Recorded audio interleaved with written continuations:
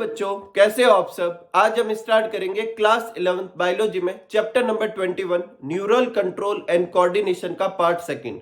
अगर अभी तक आपने प्रीवियस वीडियो नहीं देखा हो जिसमें अपन ने स्ट्रक्चर ऑफ न्यूरॉन के बारे में स्टडी किया था, तो आप इस कार्ड पर क्लिक करके उसे विजिट कर सकते हैं।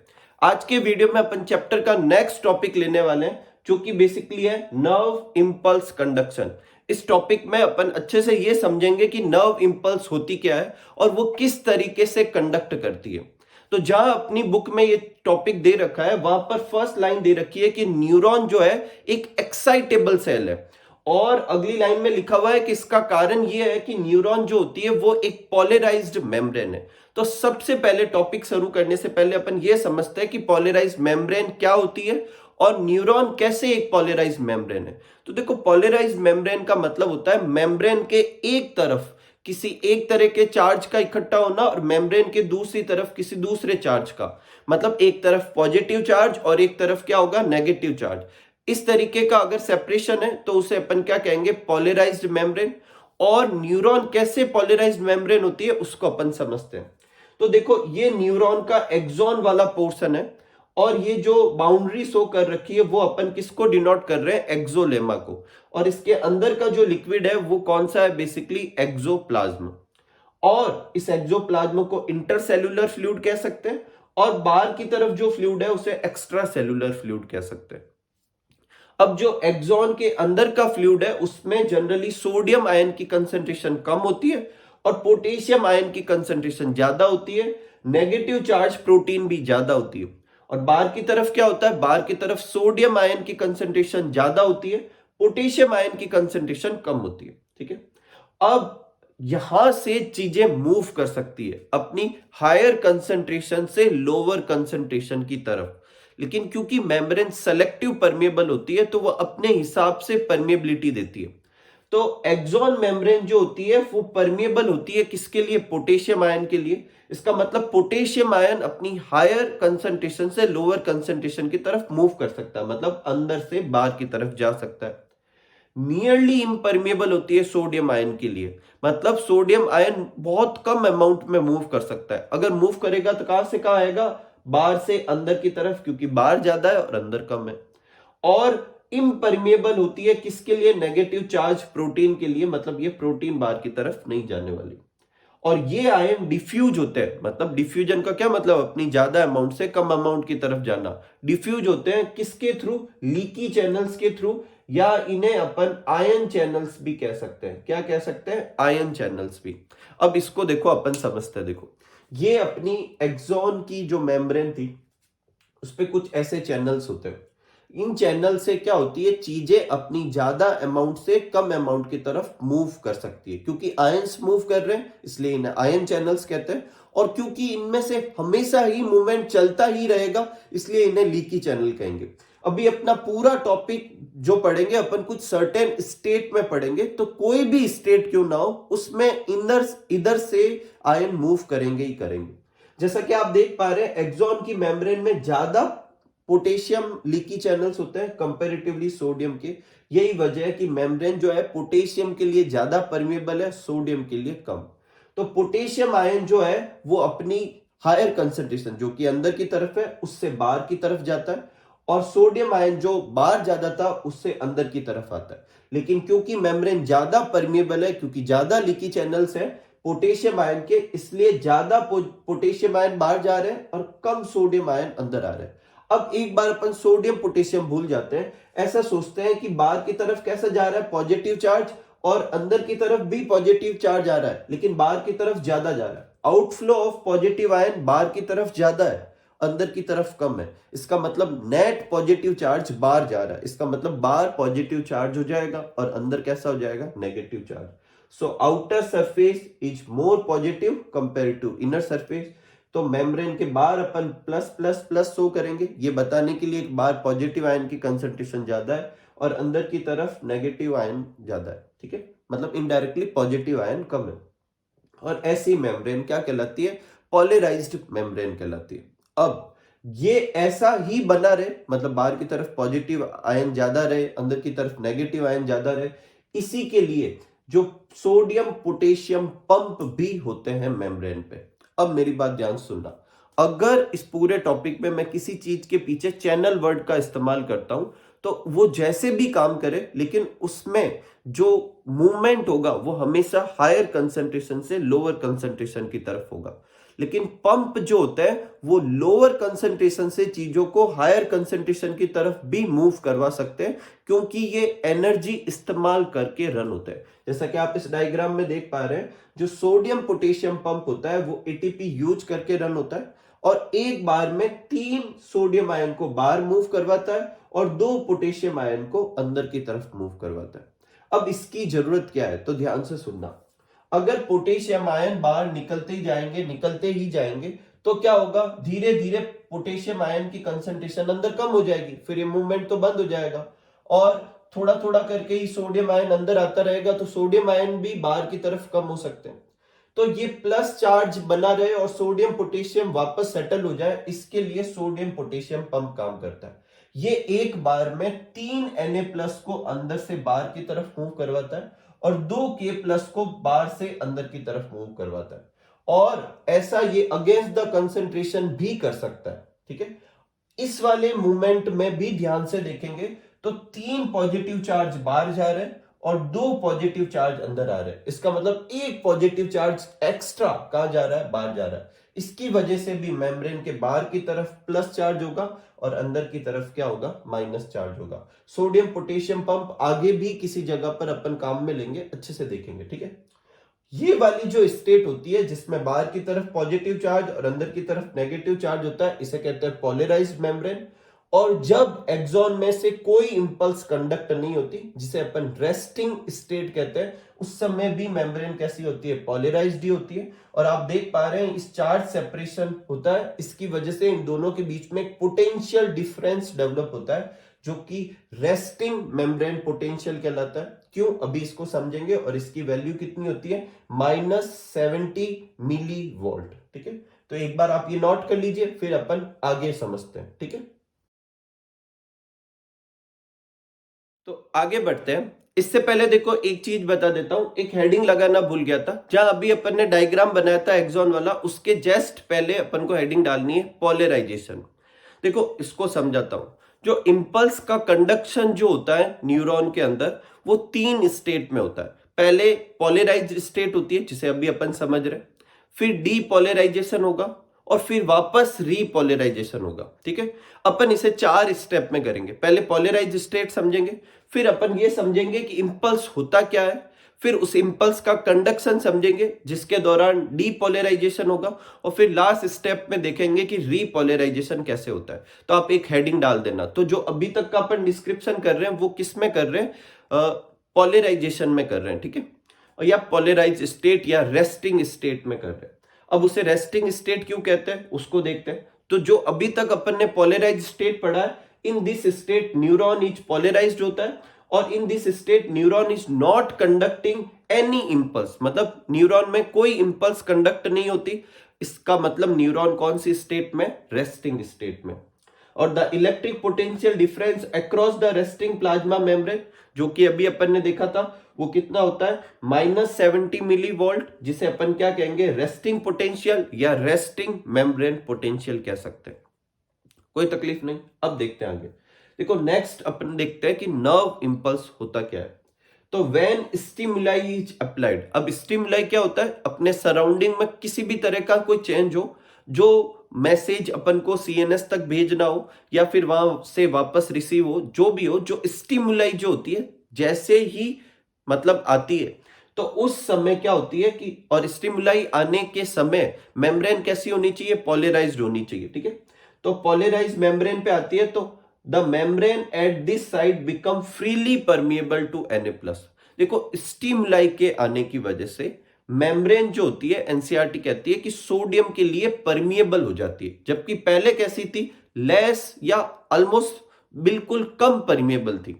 और क्योंकि परमिएबिलिटी कम क्यों थी, क्योंकि लीकी चैनल्स के नंबर कम थे, तो बाहर से अंदर की तरफ सोडियम आयन आ तो रहा था लेकिन बहुत ही कम आ रहा था। अब बहुत ज्यादा परमेबल हो जाएगा, इसका मतलब बाहर से अंदर की तरफ Na+ ज्यादा आ सकता है। तो ये Na+ आएगा कहां से, तो उसके लिए मेम्ब्रेन में होते हैं सोडियम वोल्टेड गेट। ठीक है, सोडियम वोल्टेज गेटेड चैनल्स, ठीक है, वीजीसी। ठीक है, अब ये चैनल्स जो होते हैं वो एक सर्टेन वोल्टेज पे या पोटेंशियल डिफरेंस पे काम करते हैं। तो यहां पर सोडियम जो वोल्टेज गेटेड चैनल्स है वो ओपन हो जाएंगे, और ये ओपन होने के वजह से, अब क्योंकि ये चैनल्स है तो चीजों को कहां से कहां की तरफ ट्रांसपोर्ट करेंगे, हायर अमाउंट से लोअर अमाउंट की तरफ। और सोडियम कहां ज्यादा होता है, बाहर की तरफ ज्यादा होता है, अंदर की तरफ कम होता है। तो बाहर से Na+ अंदर आने लगेगा, और जैसे जैसे अंदर आता जाएगा अंदर की तरफ नेगेटिव चार्ज कम होता जाएगा और पॉजिटिव चार्ज बढ़ने लगेगा। तो स्टार्टिंग में तो नेगेटिव चार्ज कम होगा, जिसकी वजह से ये पोटेंशियल डिफरेंस जो है वो नेगेटिव से किसकी तरफ मूव करने लगेगा, जीरो की तरफ, और फिर बाद में पॉजिटिव भी हो जाएगा। तो जो नर्व इंपल्स जो होती है उसको समझने से पहले अपन को ये चीज समझनी चाहिए कि जैसे ही स्टिमुलाई आती है वैसे ही क्या होता है, मेम्ब्रेन की परमेबिलिटी चेंज होती है। और किसकी वजह से चेंज होती है, वोल्टेज गेटेड चैनल की वजह से। और कौन सा, Na+, जिसकी वजह से बाहर से Na+ अंदर की तरफ आने लगते हैं। या फिर अपन इसको ऐसे भी लिख सकते हैं कि मेम्ब्रेन जो है सोडियम आयन के लिए बहुत ज्यादा परमेबल हो चुकी है। ये वोल्टेज गेटेड सोडियम आयन जो होते हैं ओपन होने की वजह से रैपिड इनफ्लक्स होता है, किसका, सोडियम आयन का। पहले क्या होता है, धीरे धीरे ओपन होते हैं, तो जब ओपन होते हैं तो थोड़ा थोड़ा Na+ अंदर आने लगता है, और जैसे जैसे Na+ अंदर आने लगता है और ये और ज्यादा ओपन होता है, फिर बहुत ही ज्यादा अमाउंट में Na+ अंदर आता है। अब देखो Na+ अंदर आने की वजह से क्या होगा, इसे समझते हैं। देखो -70 मिलीवोल्ट रेस्टिंग मेम्ब्रेन पोटेंशियल था। माइनस का क्यों था, क्योंकि अंदर की तरफ नेगेटिव चार्ज ज्यादा है बाहर के कंपेयर में। या फिर अपन ऐसे भी समझ सकते हैं कि अंदर की तरफ पॉजिटिव चार्ज कम था। ठीक है, अब जैसे ही Na+ अंदर आता है, और इस Na+ के अंदर अंदर क्यों आने लगा, क्योंकि स्टिमुलाई आई थी। और स्टिमुलाई आने की वजह से Na+ जो है इतना अंदर आए कि उसकी रीडिंग जो है पहले के कंपेयर में -60 टू -55 हो जाए। कितने का गैप है, +10 टू +15 मिलीवोल्ट, इतने का गैप है। अगर इतना कम होगा तो उस स्टिमुलाई को मेम्ब्रेन कंसिडर करेगी कंडक्ट करने के लिए। अगर इससे कम है तो कुछ भी नहीं होगा, इसको नील, मतलब मेम्ब्रेन जो होती है ऑल और नन की तरह कंडक्ट करती है, या तो कंडक्ट करेगी या बिल्कुल ना करेगी। तो जो ये स्टिमुलाई जो है वो कम से कम कितनी होनी चाहिए, 10 टू 15 मिलीवोल्ट की होनी चाहिए। या आप इसे ऐसे समझ सकते हैं कि स्टिमुलाई आने पर जब Na+ अंदर आने लगता है तो कम से कम कितनी रीडिंग चेंज होनी चाहिए स्टार्ट में। देखो रीडिंग में कितना फर्क है, 10 या 15 का फर्क है। अगर ऐसा होता है तो फिर क्या होगा, sodium potassium sodium voltage gated channel है वो और ज्यादा खुल जाएंगे, और बहुत ज्यादा सोडियम आयन अंदर की तरफ आने लगेगा। Na+ जो होगा जितना अंदर आता रहेगा वो अंदर के नेगेटिव चार्ज को कैंसिल करता रहेगा, जिससे ये रीडिंग जो है नेगेटिव में कम होती जाएगी और किसकी तरफ मूव करेगी, जीरो की तरफ, क्योंकि अंदर की तरफ नेगेटिव चार्ज कम होता जाएगा। फिर जीरो होने के बाद अभी भी सोडियम आयन तो अंदर आते ही जा रहे हैं, तो आने की वजह से ये जीरो से पॉजिटिव भी हो जाएगी, मतलब अंदर की तरफ कैसा चार्ज हो जाएगा, प्लस का चार्ज ज्यादा हो जाएगा, और ये रीडिंग पहुंच जाएगी +32 +45 के बीच में। और ये +32 +45 की जो रीडिंग आएगी ये भी एक पोटेंशियल डिफरेंस है। अभी तक अंदर की तरफ पहले क्या था, अंदर की तरफ नेगेटिव चार्ज ज्यादा था, अब अंदर की तरफ कैसा चार्ज ज्यादा हो चुका है, पॉजिटिव चार्ज ज्यादा हो चुका है, बाहर की तरफ नेगेटिव चार्ज। अभी भी एक पोटेंशियल डिफरेंस है, क्योंकि अंदर की तरफ पॉजिटिव चार्ज है, इसका मतलब अब ये पोटेंशियल डिफरेंस प्लस का होगा। और ये कितने का होगा, 30 से 45 मिलीवोल्ट के बीच में होता है, अपन 30 मिलीवोल्ट समझते हैं। और ये पोटेंशियल डिफरेंस जो होता है उसे कहते हैं एक्शन पोटेंशियल, और यही एक्शन पोटेंशियल को अपन क्या कहते हैं, नर्व इंपल्स। अब ये पोटेंशियल जैसे जैसे आगे की तरफ मूव करेगा, कैसे मूव करेगा अभी अपन देखेंगे, जैसे जैसे मूव करेगा अपन कहेंगे इंपल्स कंडक्ट हो रही है। इस सारी चीजों को अपन अभी एक बार वापस समझते हैं डायग्राम से, पहले आप इसे अच्छे से नोट कर लीजिए, ठीक है। तो एक बार फिर से समझते हैं अपन। देखो सबसे पहले मेम्ब्रेन जो थी वो कैसी थी, पोलराइज थी। और पोलराइज क्यों थी, क्योंकि बाहर की तरफ कैसा चार्ज है, प्लस का चार्ज है, और अंदर की तरफ कैसा है, नेगेटिव चार्ज है। इसे कहते हैं पोलराइज स्टेट, पोलराइज मेम्ब्रेन। और इस स्टेट में मेम्ब्रेन किसी भी इंपल्स को कंडक्ट नहीं कर रही, इसलिए इसे कहेंगे रेस्टिंग फेज, ठीक है। अब अपन एक्सॉन को 3 पोर्शन में डिवाइड कर लेते हैं, ए बी सी। अभी सारे के सारे किसमें, रेस्टिंग स्टेट में। अब देखो, the polarity of site A is reversed on the arrival of stimuli. जैसे ही इस वाली साइट पर क्या होगी, स्टिमुलाई आएगी, तो उसकी वजह से क्या हुआ था, अभी अपन ने देखा था Na+ अंदर की तरफ आने लगता है, जिससे इस वाली जगह पर पोलरिटी चेंज हो जाएगी। देखो पहले कैसे थी, बाहर की तरफ प्लस था, अंदर की तरफ नेगेटिव था। तो जैसे ही स्टिमुलाई आती है Na+ अंदर आने लगता है, जिससे अंदर की तरफ प्लस हो जाएगा, बाहर की तरफ क्या हो जाएगा, माइनस। और इसे कहते हैं डीपोलराइजेशन। क्या कहेंगे, डीपोलराइजेशन, जिसे अभी अपन समझने वाले हैं, ठीक है। और बाहर की बाकी का जो एक्सॉन वाला पोर्शन है अभी भी पहले जैसा ही है, मतलब वो अभी भी किस स्टेट में, रेस्टिंग स्टेट में। देखो बाहर की तरफ प्लस है और अंदर की तरफ क्या है, माइनस। यहां तक अपन समझ चुके थे।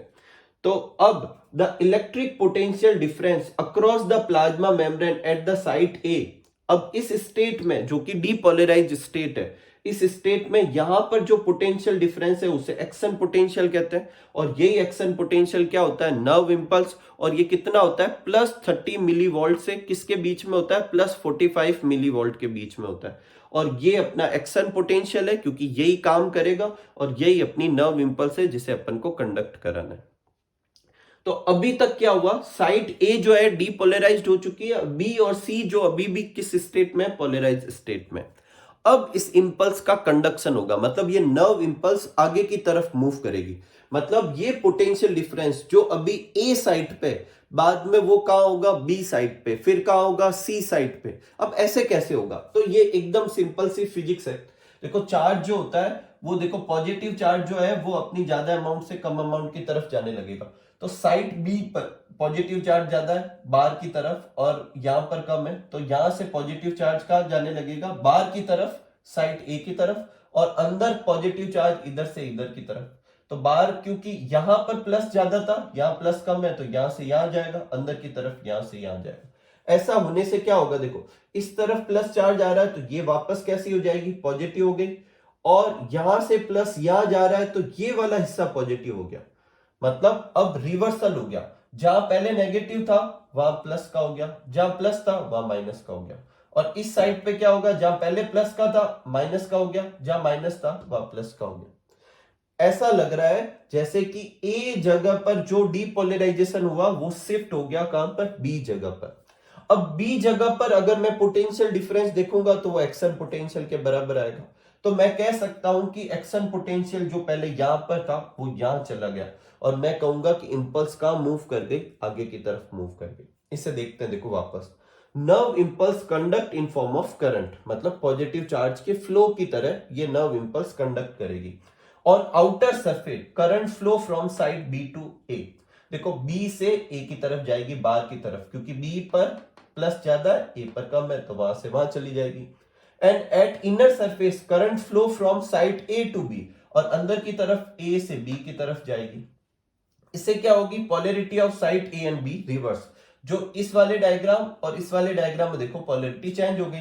इस वाले में ए पर अंदर की तरफ प्लस है, बाहर की तरफ माइनस, इधर अंदर की तरफ नेगेटिव है, बाहर की तरफ प्लस। इसमें बी में अंदर की तरफ नेगेटिव था, बाहर की तरफ प्लस। इसमें बी में अंदर की तरफ प्लस हो गया, बाहर की तरफ माइनस। तो ये चेंज हो जाएगी, और वी कैन से इंपल्स और action potential reaches from A to B. अपन ऐसा कह सकते हैं कि वो ए से बी तक चला गया। अब जैसे ही ऐसे होगा, अब क्या हो सकता है, ये जो साइड सी जो है यहां से प्लस चार्ज यहां आने लगेगा, और यहां से ये यहां जाने लगेगा। मतलब अब एक्शन पोटेंशियल कहां मूव कर जाएगा, साइड सी की तरफ मूव कर जाएगा। The sequence is repeated along the length of axon. इसी तरीके से धीरे धीरे आगे की तरफ मूव करता रहेगा, और अपन क्या कहेंगे कि इंपल्स जो है वो कंडक्ट हो रही है। ठीक है, तो आप इसे नोट कर लीजिए। इसके बाद क्या होगा उसे अपन अच्छे से समझते हैं। ठीक है, नेक्स्ट जो अपना टॉपिक है वो है रीपोलराइजेशन, या स्टेप जो है वो है रीपोलराइजेशन। अब देखो इसको अपन समझते हैं। जब कंडक्शन की वजह से साइड बी से साइड ए की तरफ चार्ज फ्लो होता है, तो उसकी वजह से अपन कहने को तो कह सकते हैं बाहर की तरफ प्लस आ गया, अंदर की तरफ नेगेटिव आ गया, और वापस पहले जैसा हो गया। लेकिन एग्जैक्टली अगर पोटेंशियल डिफरेंस के हिसाब से देखें तो अभी भी -70 मिली वोल्ट वाला पोटेंशियल डिफरेंस नहीं हुआ। इसका मतलब साइट ए पर अभी भी रेस्टिंग मेम्ब्रेन पोटेंशियल नहीं आया। और जब तक साइट ए पर रेस्टिंग मेम्ब्रेन पोटेंशियल नहीं होगा वो साइट ए वापस किसी भी स्टिमुलाई को रिसीव नहीं कर सकती। तो मुझे साइट ए पर वापस सब चीजें पहले के जैसे करनी है, मतलब रेस्टिंग स्टेट में लानी है। और ये लाना क्या कहलाता है? रीपोलराइजेशन, क्योंकि साइट ए वापस पूरी तरीके से पोलराइज्ड हो जाएगी। -70 मिली वोल्ट का जो पोटेंशियल डिफरेंस होगा वो एस्टेब्लिश हो जाएगा। तो पहले पोलराइज थी, फिर डीपोलराइज हुई, फिर रीपोलराइजेशन। तो रीपोलराइजेशन में क्या होता है? The phenomenon of membrane potential from excited state से कहा आना, रेस्टिंग स्टेट में आना। रेस्टिंग स्टेट मतलब -70 मिली वोल्ट तक आ जाना, इसको क्या कहते हैं? रीपोलराइजेशन। और इसमें दो चीज हेल्प करती है। देखो लीकी चैनल तो हमेशा ही खुले थे, ठीक है। जब पोलराइज स्टेट थी उस समय लीकी चैनल काम कर रहे थे, सोडियम पोटेशियम पंप काम कर रहे थे, वीजीसी काम नहीं कर रहे थे, सोडियम वोल्टेज गेटेड चैनल काम नहीं कर रहे थे। मेम्ब्रेन में एक और होते हैं पोटेशियम वीजीसी, वो अभी काम करेंगे, वो भी पहले काम नहीं कर रहे थे। जब अपने कंडक्शन चल रहा होता है, ठीक है, उसको अपन कहते हैं डीपोलराइजेशन। उस स्टेट में सोडियम पोटेशियम पंप बंद हो जाते हैं, उस समय लीकी चैनल तो चलते ही रहते हैं, और उस समय सोडियम वीजीसी ने काम किया था। अब देखो क्या होता है, एनसीईआरटी लिखती है कि the rise in stimuli induce permeability of Na+, जो मतलब जैसे ही स्टिमुलाई आता है तो Na+ के लिए जो परमेबिलिटी बढ़ी थी वो एक्सट्रीमली शॉर्ट लिव्ड होती है, मतलब वो थोड़ी देर के लिए ही होती है। It quickly followed by rise in permeability of K+, और वो वापस परमेबिलिटी बढ़ा देगी थोड़ी देर बाद में, किसके लिए? K+ के लिए। ये एनसीईआरटी में लिखा हुआ है। अब अपन समझते हैं फ्रैक्शन ऑफ सेकंड, मतलब जैसे ही ये इंपल्स अपने स्टिमुलाई आती है, इंपल्स मूव करता है, उसके थोड़ी देर के बाद में ही Na+ VGC जो है वो बंद हो जाते हैं और पोटेशियम VGC जो है वो ओपन हो जाते हैं। क्योंकि ये सर्टेन वोल्टेज पर ओपन होते हैं इसलिए ये VGC है, और ये भी एक तरह के चैनल्स है। इसका मतलब मूवमेंट कहां से कहां की तरफ होगा? हायर कंसंट्रेशन से लोअर कंसंट्रेशन की तरफ। अब आप बताओ पोटेशियम आयन की कंसंट्रेशन कहां ज्यादा थी? अंदर की तरफ। तो पोटेशियम आयन अंदर से कहां की तरफ मूव करने लगेंगे? बाहर की तरफ। और सोडियम आयन का जो VGC था वो बंद हो गया, इसका मतलब अंदर की तरफ पॉजिटिव आयन आना बंद हो गया। उल्टा पोटेशियम VGC के खुलने की वजह से पॉजिटिव चार्ज कहां जा रहा है? बाहर की तरफ जा रहा है, जिससे धीरे धीरे अंदर की तरफ क्या होगा? नेगेटिव चार्ज बनने लगेगा, बाहर की तरफ कैसा चार्ज बढ़ने लगेगा? Positive charge. लेकिन ध्यान से सुनना, इससे थोड़ी देर पहले Na+ का इन्फ्लक्स हुआ था, जिससे बाहर से अंदर की तरफ Na+ आए थे। अब ऐसे तो Na+ अंदर ज्यादा हो गए, जबकि अपन ने स्टार्ट में बोला था कि Na+ कहां ज्यादा होने चाहिए? बाहर ज्यादा होना चाहिए। और इस वाले स्टेट में मैं कह रहा हूं पोटेशियम आयन जो है बाहर की तरफ मूव कर रहे हैं, इससे धीरे धीरे बाहर की तरफ पोटेशियम आयन ज्यादा हो जाएंगे, अंदर की तरफ कम हो जाएंगे, जबकि होना तो अंदर की तरफ ज्यादा होने चाहिए। तो इसको वापस सेटल कौन करेगा? तो इसमें हेल्प करेगा कौन सा? Sodium potassium pump. देखो इसके साथ साथ सोडियम पोटेशियम पंप एक काम करेगा, वो 3 Na+ को बाहर की तरफ एनर्जी खर्च करके और 2 K+ को बाहर से अंदर की तरफ लेकर आएगा। क्या इससे कोई प्रॉब्लम नहीं होगी? नहीं होगी। क्यों? क्योंकि 3 पॉजिटिव चार्ज बाहर जा रहे हैं और 2 पॉजिटिव चार्ज अंदर आ रहे हैं। इसका मतलब नेट 1 पॉजिटिव बाहर जा रहा है, और इससे भी पॉजिटिव आयन बाहर जा रहा है, इससे भी नेट 1 पॉजिटिव आयन बाहर जा रहा है। धीरे धीरे बाहर की तरफ प्लस चार्ज ज्यादा हो जाएगा, अंदर की तरफ नेगेटिव चार्ज ज्यादा हो जाएगा, जिससे मेम्ब्रेन का पोटेंशियल घटता घटता कहां तक पहुंच जाएगा? -70 मिली वोल्ट पे पहुंच जाएगा, मतलब वापस वो पोलराइज्ड हो जाएगी। इसको अपन क्या कहते हैं? रीपोलराइजेशन कहते हैं, ठीक है।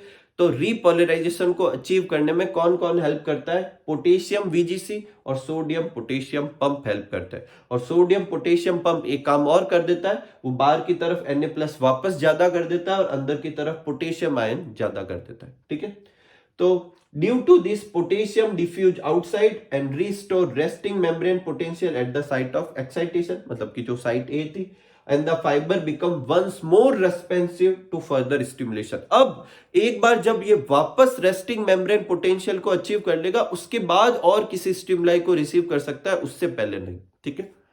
अब जो अभी तक जो भी चीजें थी इसको अपन एक डायग्राम से समझते हैं, ग्राफ से समझते हैं, और साथ में सब चीजें देखते हैं कि किस पे कौन सी चीजें ओपन थी, क्लोज थी। तो देखो इस वाली जगह पर मेम्ब्रेन पोटेंशियल है और ये अपना टाइम पीरियड है। तो अपन स्टार्ट करते हैं -70 मिली वोल्ट से, जो कि पहली स्टेट थी पोलराइजेशन स्टेट। जिस पर जो पोटेंशियल था वो रेस्टिंग मेम्ब्रेन पोटेंशियल था, वो -70 मिलीवोल्ट था। इसमें आयन चैनल बोले तो लीकी चैनल्स ओपन थे। सोडियम पोटेशियम पंप भी काम कर रहा था। सोडियम और पोटेशियम वीजीसी दोनों ही काम नहीं कर रहे थे। फिर जैसे ही एक थ्रेशोल्ड स्टिमुलाई है, कौन सी कहलाती है थ्रेशोल्ड स्टिमुलाई, जो कितना कम कर दे, 10 से 15 का कम कर दे, डिफरेंस लिया है।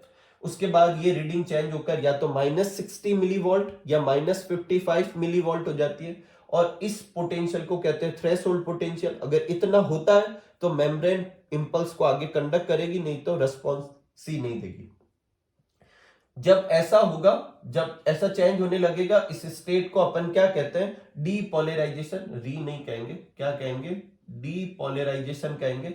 और डीपोलराइजेशन के समय क्या होगा कि जो रेस्टिंग मेम्ब्रेन पोटेंशियल से कहां चला जाएगा, membrane potential action membrane potential पे चला जाएगा। और ऐसा क्यों होगा, क्योंकि आयन चैनल तो खुले ही थे, सोडियम पोटेशियम पंप बंद हो गया है और सोडियम वीजीसी ओपन हो गया है, जो कि मेनली रेस्पॉन्सिबल होता है एक्शन पोटेंशियल अचीव करने के लिए। और उसकी वजह से Na+ अंदर आता रहेगा, तो प्लस चार्ज बढ़ता रहेगा, तो ये रीडिंग नेगेटिव से ऊपर तरफ जाने लगेगी और जीरो हो गई।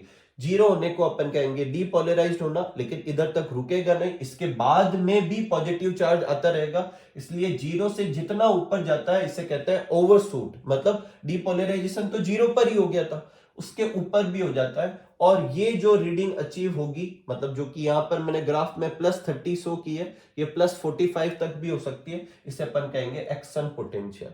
और यहां तक होने वाले प्रोसेस को कहेंगे डीपोलराइजेशन।